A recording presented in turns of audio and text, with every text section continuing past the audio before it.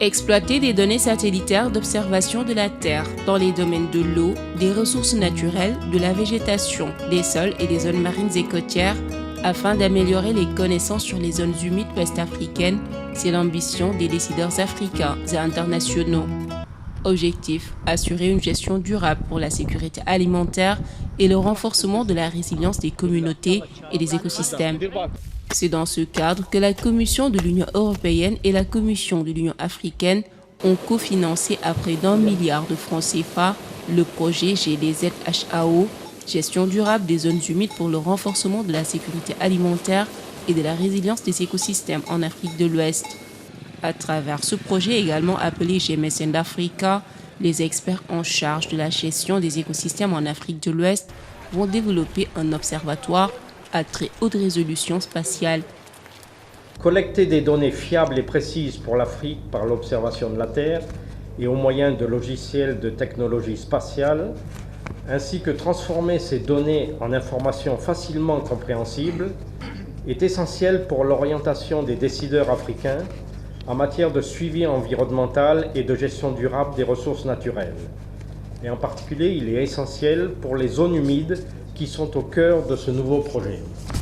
Le partenariat Afrique-Union européenne sur le changement climatique et l'environnement, un des 8 partenariats issus de la stratégie commune Afrique-Union européenne, fournit un espace pour le dialogue, la coopération et l'échange, dans le but de développer des actions concrètes pour une gestion améliorée des ressources naturelles en Afrique, et le projet Gestion durable des zones humides en Afrique de l'Ouest en est un exemple.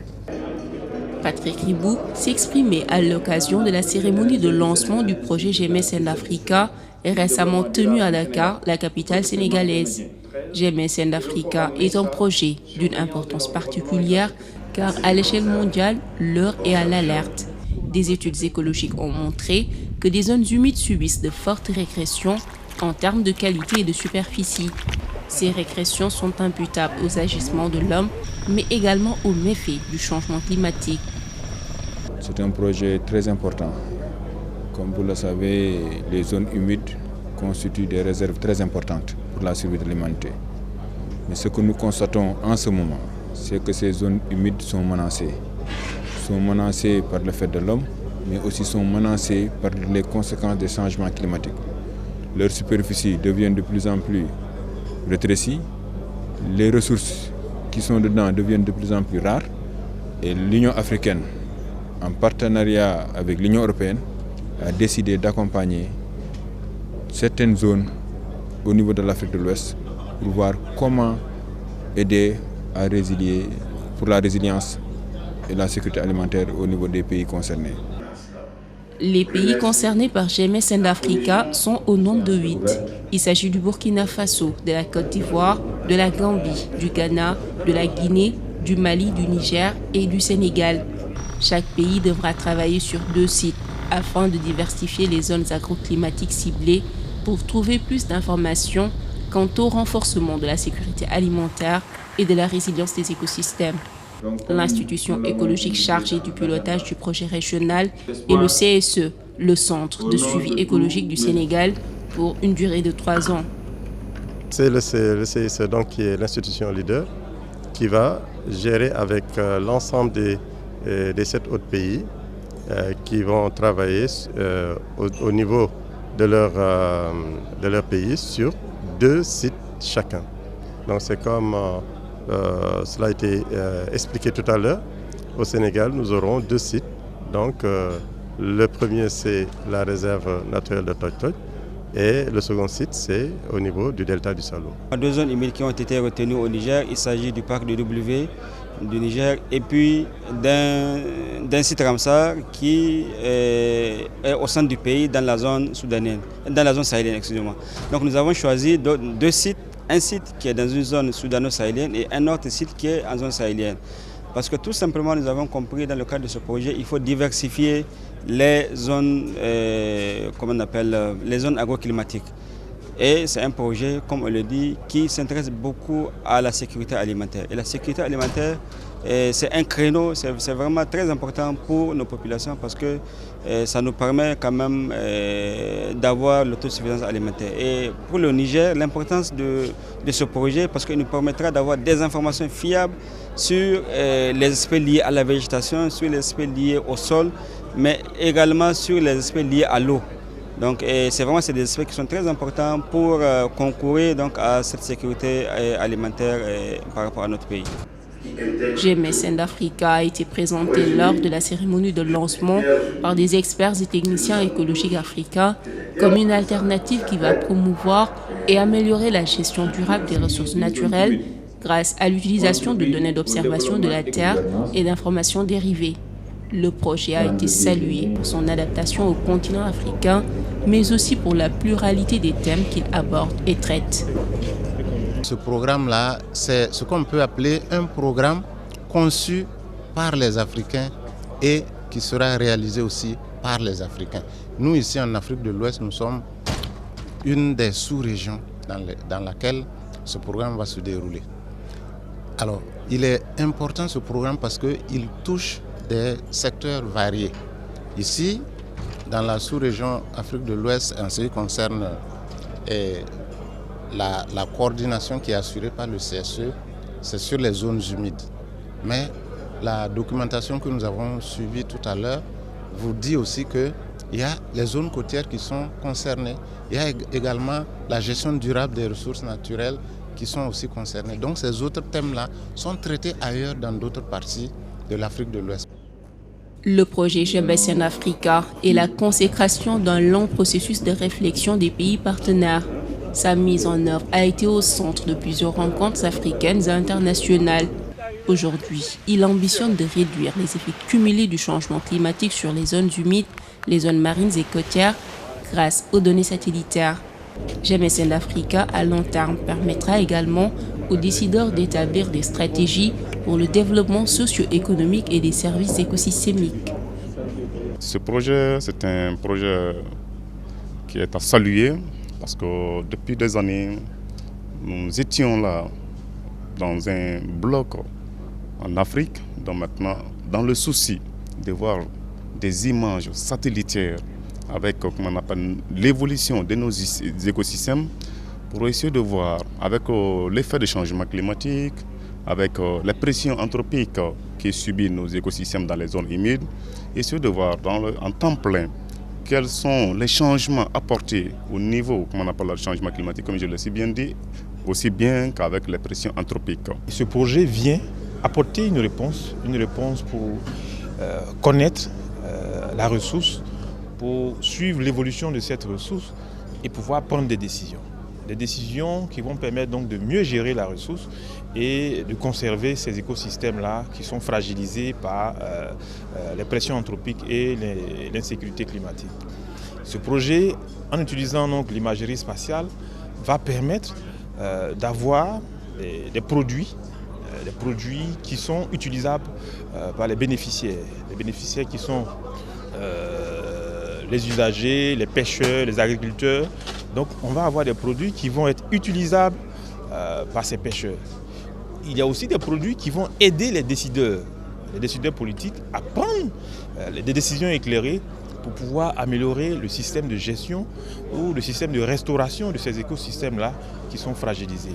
Ça va aussi permettre de tracer l'histoire de ces écosystèmes-là à partir donc des séries d'images qui vont être utilisées pour voir la dynamique qu'il y a eu et prendre des décisions pour arriver à conserver ces patrimoines qui sont une source écologique, une ressource écologique, mais qui est un bien également économique qu'il va falloir gérer de façon durable. Les zones humides sont des patrimoines écologiques à préserver et cela passe par un suivi des décideurs, mais aussi des populations riveraines qui tirent l'essentiel de leurs ressources de ces zones humides. Ce qui manque aux zones humides, c'est le suivi. Et les zones humides procurent beaucoup de biens, beaucoup de services écosystémiques. Et les populations riveraines de ces zones humides vivent de ces zones humides. Maintenant, constatant cette dégradation, le suivi permettra une régénération de ces zones humides qui permettra en même temps une sensibilisation des populations sur même ce qu'ils font leur pratique eux-mêmes sur ces zones humides-là pour pouvoir inverser la tendance et restaurer ces zones humides qui permettront maintenant de jouer aussi bien le rôle de protection mais également le rôle sur la sécurité alimentaire des populations qui tirent la plupart de leurs revenus de ces zones humides-là. Les habitants de Rancre, au nord-ouest du Sénégal, ont compris que GMS Africa les aidera à accélérer la promotion et la préservation de la zone humide de Toc-Toc, une réserve communautaire qui profite beaucoup aux populations. Toc-Toc est une réserve communautaire donc, qui a été initiée par les populations et qui est aujourd'hui encadrée par l'État à travers le conservateur capitaine Niang. C'est une réserve qui a fait déjà ses résultats et qu'aujourd'hui, qu'il voudrait qu'il soit considéré comme zone Ramsar. Maintenant, ces populations-là attendent beaucoup de la réserve par des retombées qui viendraient peut-être des visites en transformant comme site un site touristique, mais également aussi par des produits qui proviendraient de la réserve, tels que le poisson, tels que le govet, tels que l'agriculture autour de la réserve. Et nous pensons qu'avec ce projet-là, effectivement, ce sera une manière d'accélérer le processus qui permettrait aux populations d'atteindre très rapidement les résultats attendus de la réserve.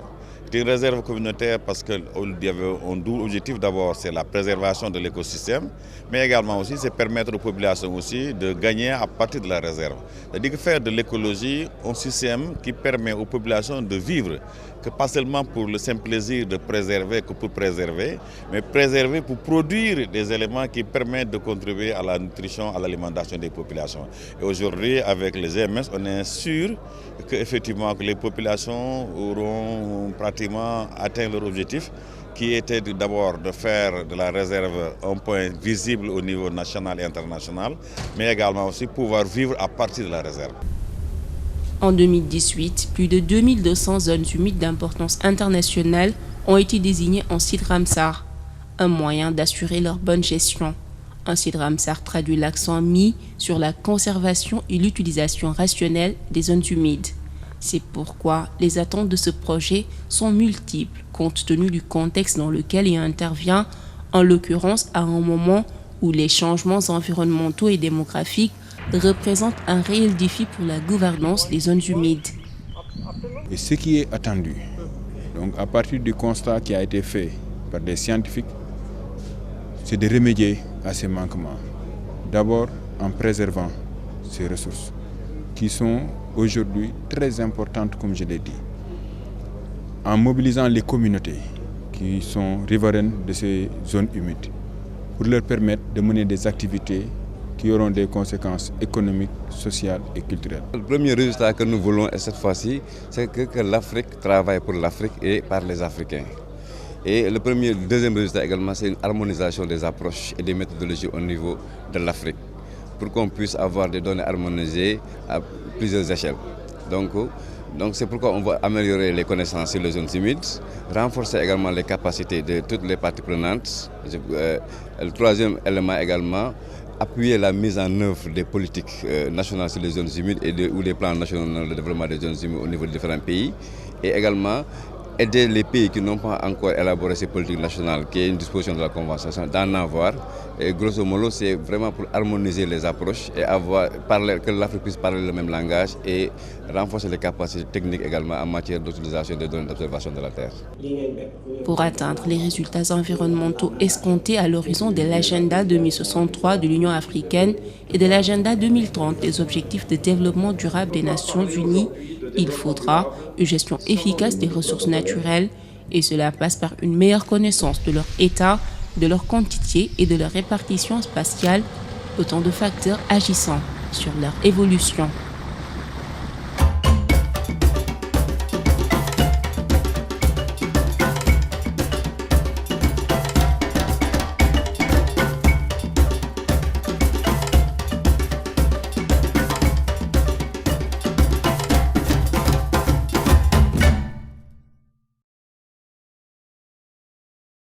Yesuleltin yesule, yesuleltin sayandema. Yesuleltin yesule, yesuleltin yesule. Yesuleltin yesule, yesuleltin sayandema. Yesuleltin yesule, yesuleltin yesule. Yesuleltin yesule, yesuleltin sayandema. Yesuleltin yesule, yesuleltin yesule.